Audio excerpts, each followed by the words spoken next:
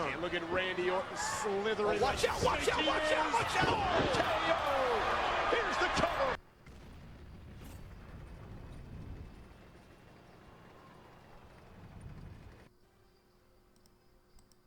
Hey, what's up everyone? We're back here today with another video. This time featuring a game that some of you may have actually seen before, unsurprisingly. Or surprisingly, I guess. This game was actually recently featured on Petty's channel. He did a video with the Progetto, the Tier 8 Premium Italian Medium. So I thought, heck, why not show my point of view from this game, because I had a pretty good result also.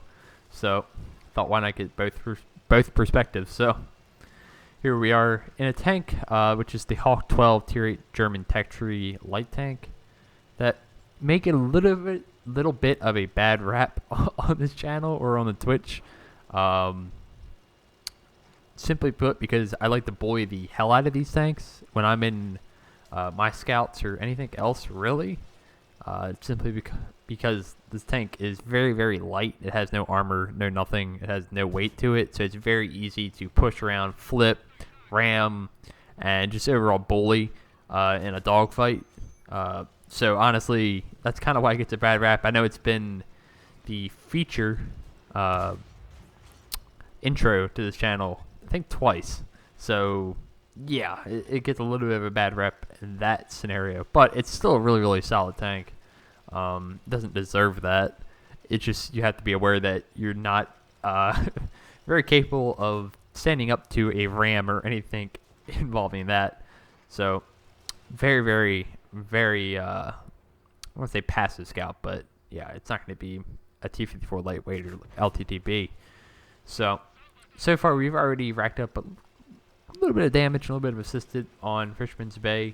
We're pushed up much further than we usually would on this map because the spawns are switched.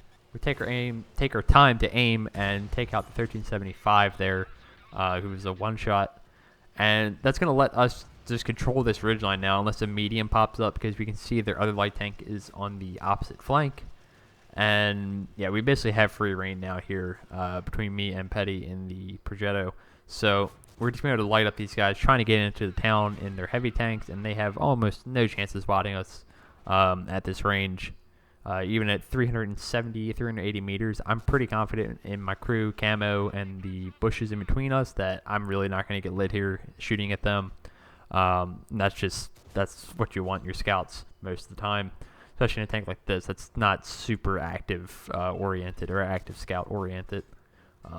It's much more comfortable in a position like this where you're doing spotting, but you're also just kind of dishing damage out at more of a longer range rather than trying to circle stuff. And then we spot up the mill 2. I think we saw him earlier, but we got rushed by the 1375, so we go back. And now we're just making good use of the bushes right here to shoot this guy undetected. I try to go on for blind. That one actually does hit, so we do predict it right. Pull forward just to get the spot on him and get Petty up here as well. Hopefully he can get some shots into this guy, but I think he actually gets behind a rock at this point, and Petty can only see his turret, so that's no shots for him. But we do put quite a hurting on that guy. The DPM on this tank is actually fairly decent, it feels like, most of the time. 240 alpha. It's kind of punchy for a tier 8 light, especially one of the tech tree ones, because most of them have about 170, 180 alpha. I know LTTB has the 180, the Bulldog has 170, stuff like that. In the Batchat 12 also has 170. Granted, it has an autoloader, so this thing has a little bit more alpha damage than most of the other tier 8 lights that are in the tech tree. The lone exception being the Wheezy 132, which has 250 alpha, so even a little bit more. So that's the only thing that kind of outdoes this in the tech tree. There are premiums that have more, but I'm not going to go into those. So yeah, so far, good result. 2,700 damage, 1,100 assisted so far, and we have complete control of this middle ridge, which is what you want to be doing on Fisherman's Bay. We've played a little bit more aggressively, and I think Petty talked about it in his video as well, is that because the spawns are a little switched, you can be a little more aggressive towards their side of the field and push up a little further, simply because they're not going to get that position. with these spawns, so you can be much more, I guess, aggressive there. But that's early game, and now we're in the late game, and we're just kind of pushing this ridgeline, trying to spot any of the remaining heavies, mediums, or even their TD that is left. We do spot the IS that is sat back there. We know there was some stuff, I think, shooting at us earlier, shooting at Petty, so I've just gone for a little bit of a scouting run there, see if we can light stuff up. We've been doing a mix of active and passive scouting this game. I know I said this thing isn't exactly an active scout, but any tank can do any job technically.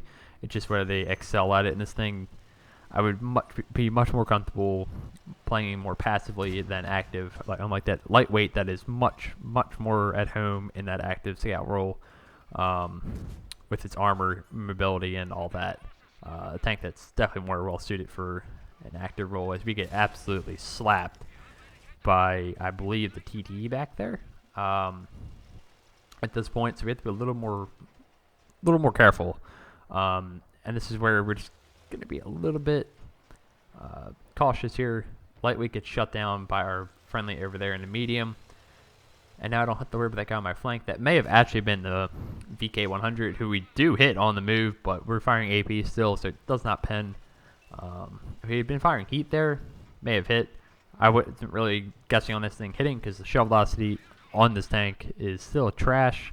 So you really have to lead your shots very far compared to most other tanks at this tier to actually hit reliably. So that is something you have to keep in mind playing this thing, is to aim a little further out ahead than most things.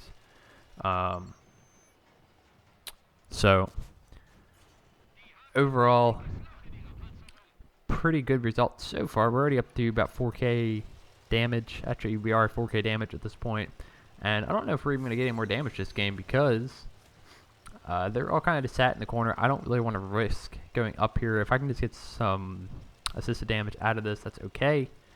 I know I'm the only one that's really going to have a shot, or they're going to have a shot at immediately, so I'm not really eager to rush in here and die. I'm completely okay. I know I've had a good game so far, and I don't want to just throw it away by dying stupidly in the end, like getting shotgunned by an Artie or something. You know, that'd be nuts. So we see the Artie gets lit up, gets taken out, and now we just have this T-34-3 and the Jagd Panther 2 sat back here in the corner. And I'm trying to look for a shot on the T-34. Fortunately, he dies. They both die. I think our Artie just got a bombardier. I'm not... yeah. Don't know why I didn't notice that first time watching this through. Yeah, Artie got a bombardier. So, it's one way to end the game. Finish top of the leaderboard. It glitches out for some reason. You know, that's always fun. 4K damage, 3,900 assisted. 8K combined in a tier 8 light. 1,900 base. Only 1 kill. Pretty good day. And you can see Petty also had a very good game. You can go watch that from his perspective over on his channel as well, if you want to see what we were both doing in this game. So thought I'd offer a little bit of my perspective on a game that we both did well in. So hope you guys enjoyed, and I will catch you next time. See you. Peace.